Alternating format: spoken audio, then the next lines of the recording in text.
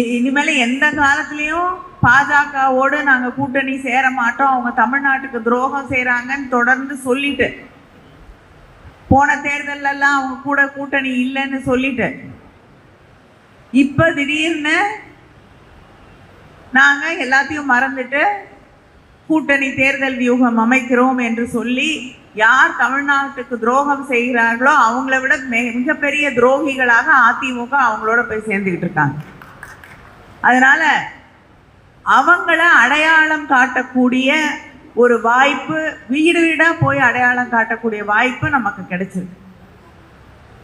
அதே நேரத்தில் இத்தனை தாக்குதல்கள் ஒன்றிய அரசாங்கம் நம்முடைய தமிழ் அடையாளங்கள் மீது, நம்முடைய சரித்திரத்தை மாற்றணும், நம்முடைய மொழியை மாற்றணும்.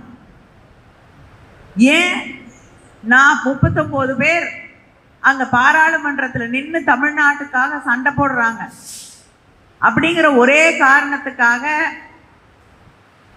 தொகுதி மறுசீரமைப்பு அப்படின்னு சொல்லி இன்னைக்கு நம்முடைய நாடாளுமன்ற உறுப்பினர்கள், மக்களவை உறுப்பினர்களுடைய எண்ணிக்கையை குறைக்க நினைக்கக்கூடிய ஒரு பாஜக ஆட்சி நடைபெறுது.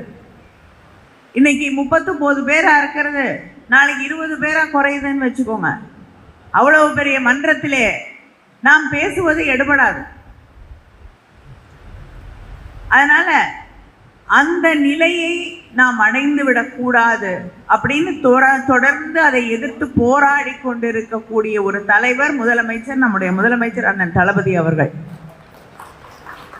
ஆனா அதை செய்யணும்னா உங்களுக்கு அரசியல் தெரியணும். அதை செய்ய வேண்டும் என்றால், நமக்காக போராட வேண்டும் என்றால் உங்களுக்கு ஆட்சி எப்படி செய்ய வேண்டும் என்பது புரிய வேண்டும். ஒன்றிய அரசாங்கத்தோடு எதற்கெல்லாம் நம்ம உரிமைக்காக குரல் கொடுக்க வேண்டும் என்று தெரிந்திருக்க வேண்டும். புதுசா இன்னைக்கு அரசியலுக்கு வந்து ஜெயிச்சிடுறேன்னு நினைச்சு எது ஒன்றிய அரசாங்கம் எது மாநில அரசாங்கம் வித்தியாசமே தெரியல. நீங்க சொன்னீங்க போன தேர்தலில் ஆட்சி மாற்றம் டெல்லியிலே வரும்பொழுது செய்து தருகிறோம் என்று சொன்னோம்.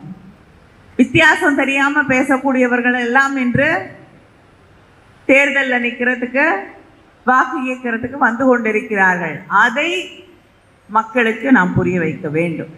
என்ன அழுத்தம் கொடுத்தாலும் தமிழ்நாட்டின் வளர்ச்சியை எந்த இடத்துலையும் தடை இல்லாமல் கொண்டு சென்று கொண்டு அதே நேரத்தை நம்முடைய உரிமைகளையும் பாதுகாக்கக்கூடிய ஆட்சி திராவிட முன்னேற்ற கழக ஆட்சி மட்டும்தான் என்பதை நாம் எடுத்து சொல்லக்கூடிய ஒரு வாய்ப்பு இந்த வாய்ப்பு.